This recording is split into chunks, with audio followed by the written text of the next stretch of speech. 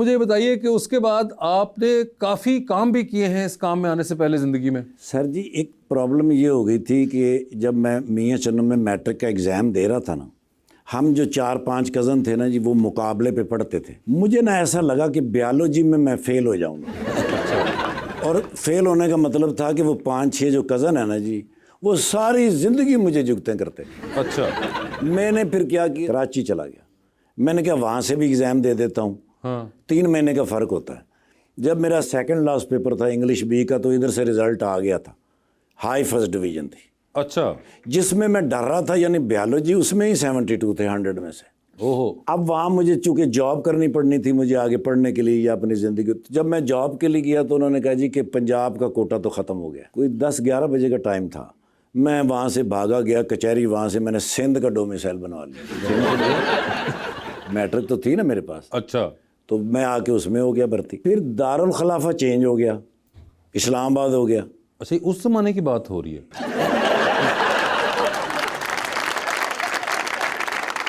آپ اندازہ لگائے اس وقت اسلام آباد تھا ہی نہیں. تو پھر وہ جو آفس کراچی میں تھے وہ اسلام آباد میں شفٹ ہو گئے. اوکے. تو مجھے بھی یہاں شفٹ ہونا پڑا. اس کے بعد مجھے کچھ عرصے کے بعد مجھے پتہ چلا کہ بھئی ملازمت جو ہے نا جی، اس میں تو ترقی ہو ہی نہیں سکتی. پھر میں نے جاب کو چھوڑ کے سب سے پہلے جو کام کیا وہ میں نے کیا ٹائر پنچر کا. ٹائر پنکچر کا؟ وہ اس لیے کیا سر کہ میں ٹائر کا کام کرنا چاہتا تھا. تو جس کے پاس میں گیا اس نے کہا کہ بھی ٹائر جو ہوتا ہے نا جس کی پہچان بڑی مشکل ہوتی ہے. ٹائر جب امپورٹ ہو کے آ جاتے ہیں تو وہ جہاں سٹاک کیے جاتے ہیں ضروری نہیں کہ وہ شیڈ ہو، وہ کھلی جگہ بھی ہو سکتی ہے. دھوپ لگتی ہے تو ٹائر جو ہوتا ہے وہ ڈرائی ہو جاتا ہے، وہ جلدی پھٹ جاتا ہے. تو ٹائر کی پہچان کے لیے ضروری ہے کہ آپ ٹائر پنچر سے کام شروع کریں. تو میں نے پہلا کام وہ کیا اسلام آباد F10 مرکز کے اندر. اچھا.